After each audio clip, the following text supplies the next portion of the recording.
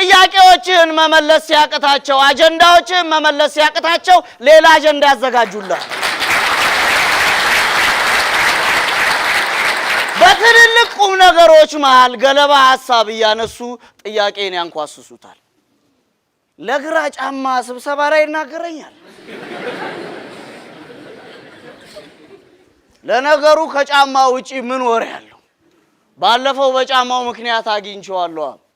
አንድ ህንጻ አስገነባና የሰፈሩ ሰዎች ለዚህ ሰውዬ ምስጋና ያስፈልገዋል ብለው ሙሉ ልብስ ከነጫማው ሽልማት አዘጋጁለት። ለድራችን ዳኛ ሻምበል ማን ያዘዋል። ሙሉ ልብሱን ሲለብሰው ኮቱም ሱሪውም ሰፍቶት ጫማው ልክክ አለ። ግራ አጋባውና እንዴ ከላይ ያለውን ሳታውቁት እንዴት ቁጥሬን የጫማውን አወቃችሁ ሲል ጠቃረኩት። እኔ ስንት ዓመት የረገጠውን እግር ይረሳል እንዴ?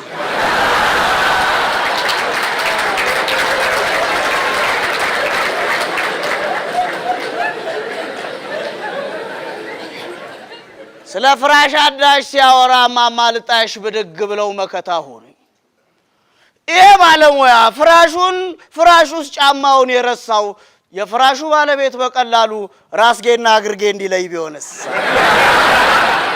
አድባሬ መሸሸጊያ እኮ ናቸው።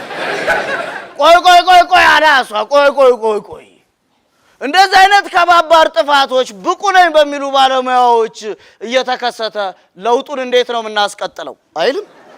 ይሄኔ ብድግ አልኳ ከታዛቢነት ወደ ተሳታፊነት። ክቡር ዳኛ ሻምበል ለውጡ የሚቀጥለው በግርጌ በኩል ሳይሆን በራስጌ በኩል